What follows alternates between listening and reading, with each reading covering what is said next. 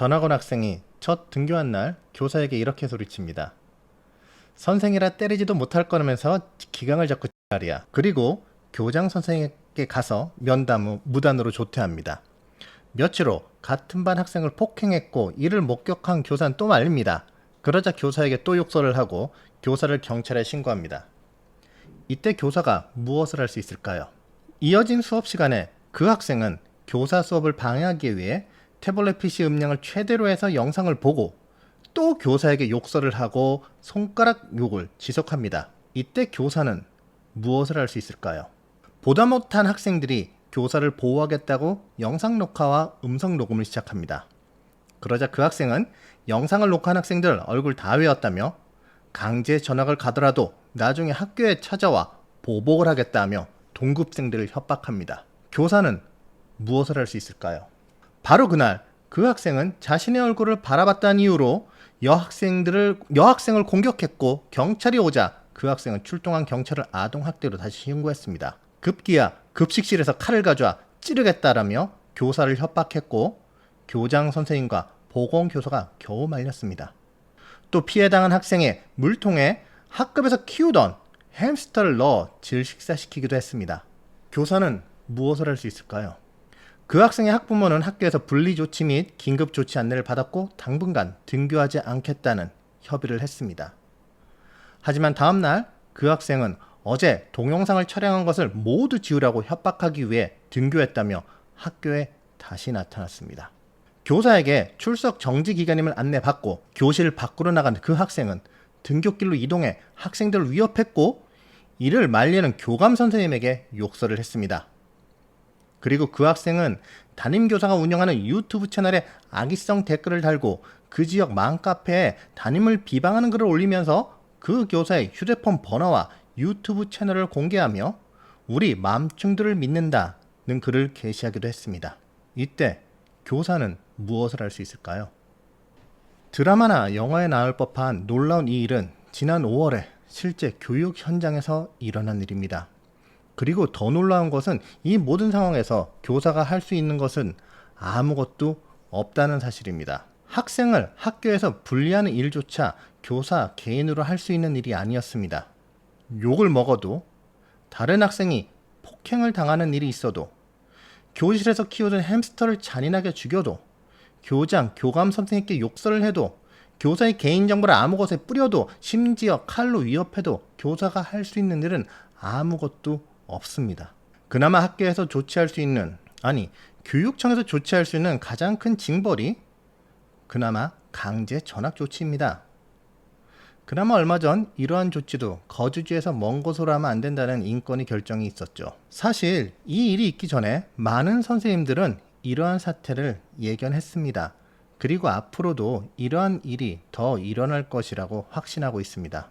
왜냐하면 앞에서 소개한 사건은 엄청나게 많은 교권 침해권이 모여있는 종합 세트 같은 것인데 실제 교육 현장에서 개별적으로 이러한 일들, 예를 들어 교사에 대한 욕설, 폭행, 개인정보 유출, 심지어 성희롱까지 이런 일들이 이제 일상에 가까운 일처럼 일어나기 때문입니다. 2022년 올해 스승의 날 기념 전국 유, 초, 중고, 대학 교원 8,431명 대상으로 한국교총에서 설문조사 결과에서 교원들이 교직 생활 중 가장 큰 어려움으로 인식하는 것이 바로 문제 행동, 부적응 학생 등의 생활 지도라고 했습니다. 그리고 이게 이제 현실로 나타난 것입니다.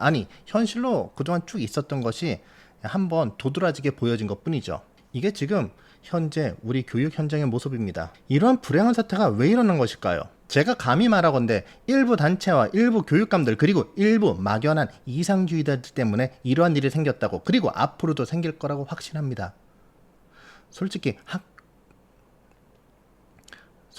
학생 인권이란 말 자체가 넌센스입니다. 학생 인권이란 허상을 통해 자신의 정치적 입지를 강화하려고 하는 일부 교육감과 단체들의 말장난에 가까운 말입니다. 학생 인권이 있으면 교사 인권도 있어야 하지 않겠습니까? 그리고 학생 나이 또래 청소년 중 학생이 아닌 경우도 있는데 그들에겐 인권이란 존재하지 않는 것일까요? 인권은 태어나면서부터 부여되는 소중한 권리라는 것을 초등학교 5학년 1학기 사회에서 배웁니다. 이미. 인권은 너무나 당연히 소중히 존중받아야 합니다. 나이, 성별, 사회적, 경제적 위치에 상관없이요. 이러한 인권에 학생이란 딱지를 붙여 마치 학교가 그 인권을 짓밟는 기관처럼 보이게 하고, 그 학교에서 학생을 지도하는 교사를 인권 탄압자처럼 보이게 하고, 학생과 교사를, 교사와 학부모를 편가르게 하고 교권을 무너뜨린 작금의 현실을 만드는데 일조해버린 겁니다. 지금 현장은 몇몇 학생들 때문에 통제 불능 상황에 빠지는 학급이 늘어나고 있고, 선생님들은 그 학생들에게 모든 에너지를 쏟아부어 정작 배움을 갈망하고 진짜 도움이 필요한 학생들이 외면받는 현상이 비일비재하게 일어나고 있습니다. 선생님이 할 수 있는 일이 없습니다. 가끔 교육 현장에 스승이 없다는 한탄에 가까운 뉴스나 이야기를 듣습니다. 지금 현장은 스승이 문제가 아닙니다. 교사가 사라지고 있습니다. 선생님이 사라지고 있습니다. 교사는 가르치는 사람입니다. 옳은 것을 권장하고 잘못된 것을 하지 못하게 가르치는 것이 교사의 기본 사명입니다. 그러기 위해 사회에 필요한 지식을 전달하고 사회 규범을 내면화시키는 여러 가지 활동을 학교라는 공간에서 하는 것입니다. 잘못된 것을 잘못했다고 하지 못하고 잘못했을 때 그것을 교정할 수 있는 권한이 없다면 이미 학교는 그 기능을 상실한 것이고, 그 안에 있는 교사는 그냥 단순히 지식의 전달자, 그보다도 못한 그냥 교실에 서 있는 몇몇 영악한 아이들에게 인권 사냥 당하는 어른일 뿐입니다. 이제 사회적인 깊은 논의를 시작할 때입니다. 사실 이미 너무 많이 늦었습니다. 지금 일어나고 있는 많은 교육 현장의 문제들이 실상 너무 단순한 문제를 무시하고 모른 척한 데서 비롯됐다고 봅니다. 바로 교실에 교권이 사라진 것입니다. 교사가 사라지고 있습니다. 그 자리에 몇몇 영악한 아이들이 지금 시스템의 약점을 파고들고 교실은 속수무책으로 무너지고 있습니다. 그 교실의 잔해 속에 우리 아이들의 미래가 묻히고 있습니다.